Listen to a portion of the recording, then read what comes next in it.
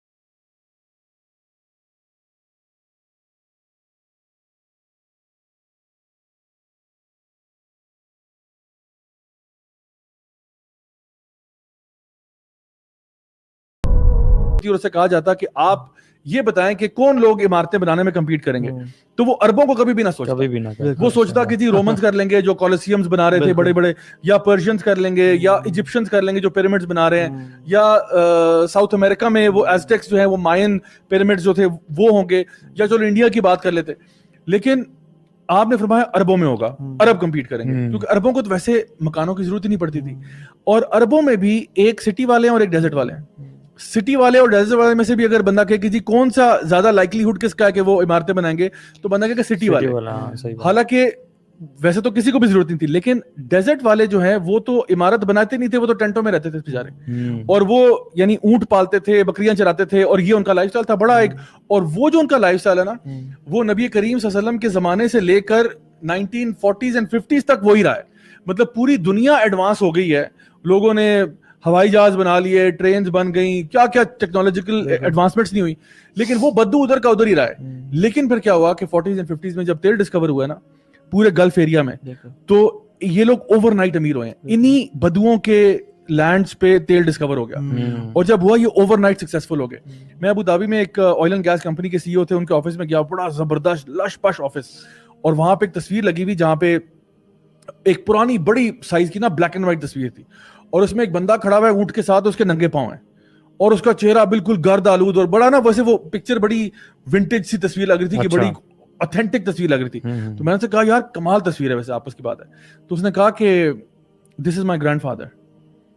دیکھو، اور میں نے کہا سبحان اللہ، یہ بندہ سوٹڈ بوٹڈ، یہ وہ پراپر ایک آئل اینڈ گیس کمپنی کا سی او، اور کہتا ہے میرے دادا حضور یہ ہیں. یعنی کہ دادا حضور جو تھے نا وہ بدو تھے ننگے پاؤں والے، اور یہ جو ہے اس کے ابا جان نے وہ سارا ویلتھ انہیرٹ کیا. اس کے بعد اس کے پاس آیا، یہ آج ایک باہر فراری کھڑی ہوئی ہے، ایک لیمبورگینی کھڑی ہوئی ہے، لش لائف سٹائل ہے. اور یہی وہ لوگ تھے جن کے پاس اتنا پیسہ آیا کہ انہوں نے کہا کہ اب پیسہ کہاں لگائیں, تو ریئل اسٹیٹ میں لگانا شروع کر دیا. اور ریئل اسٹیٹ میں بھی لگاتے ہوئے انہوں نے کہا کہ اب عمارتوں میں کمپٹیشن ہو رہا ہے, ایک وہاں پہ برج العرب کھڑا ہو رہا ہے, وہاں برج الخلیفہ کھڑا ہوتا ہے, وہاں پہ نخیل کی پراپرٹیز آ رہی ہیں, ایمار کی آ رہی ہیں, سروق کی آ رہی ہیں, ڈفرنٹ کمپنیز ہیں جو بڑی بڑی عمارتیں بنا رہی ہیں, اور ایک شیخ اس کا اونر ہے, ایک شیخ اس کا اونر ہے, اور آپس میں کمپٹیشن چل رہا ہے. اور یہ نبی کریم صلی اللہ علیہ وسلم نے کوئی مسلمانوں کی تعریف میں نہیں کہا تھا کہ مسلمانوں کے پاس ماشاءاللہ اتنا پیسہ ہوگا کہ وہ کمپٹیشن کریں گے. یہ ہمارے امت کے زوال کی نشانی ہے کہ جہاں پہ فلسطین میں, کشمیر میں, برما میں, چائنا میں جتنے بھی مسلمانوں پہ آپریشن ہو رہا ہے, لیکن مسلمانوں کا عالم یہ ہے کہ جن کو پیسہ ملا ہوا ہے وہ عمارتیں بنانے میں آپس میں کمپٹیشن کر رہے ہیں. سب سے بڑا ایک فائدہ یہ بھی ہے کہ آپ اللہ تعالیٰ کے حفظ و امان میں آ جاتے ہیں, آپ ہر قسم کے شر سے بچ جاتے ہیں.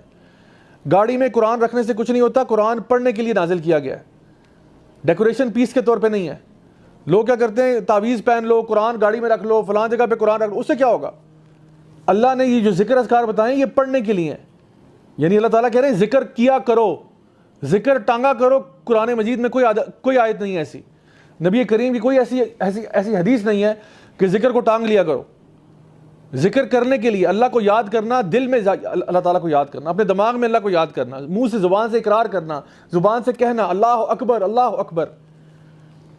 تو یہ ساری چیزیں, اور ان اذکار کے پھر خود بہت سارے فائدے ہیں. یعنی ایسے اذکار ہیں جو زمین و آسمان کو نیکیوں سے بھر دیتے ہیں. ایسے اذکار ہیں جو ہر دفعہ ذکر کرنے سے جنت میں ہمارے نام کا درخت لگ جاتا ہے. لا حول ولا قوت الا باللہ پڑھنا, سبحان اللہ و بحمدہ, سبحان اللہ العظیم پڑھنا, الحمدللہ کہنا, سبحان اللہ کہنا, یہ سارے اذکار ہیں. تو جب انسان ویسے ہی فارغ بیٹھا ہو کبھی, تو بجائے کہ فوراً سے ہاتھ ہمارا فون کی طرف جائے اور ہمیں بھی خواہ مخواہ اسکرولنگ شروع کر دیں, اللہ کو یاد کر لو تھوڑی دیر کے لیے. میں یہ نہیں کہہ رہا کہ بیٹھ کے اب آپ سارا دن یہی کریں, لیکن چلو 5-10 منٹ تو نکل ہی آتے ہیں نا. ڈے ٹو ڈے لائف کے اندر آپ کہیں ویٹنگ روم میں بیٹھے ہوئے ہیں, ڈاکٹر کو جو ہے نا دکھانے کے لیے گئے تھے, ویٹنگ لاؤنج میں بیٹھے ہوئے ذکر کر رہے ہو اللہ کا. کسی کو ملنے کے لیے گئے ہو, کہہ رہے ہیں جی ویٹ کرے, ابھی باس اندر ہیں 5 منٹ میں آتے ہیں, اللہ کا ذکر کر لو, شاید اسی میٹنگ میں برکت ڈال دے اللہ تعالیٰ.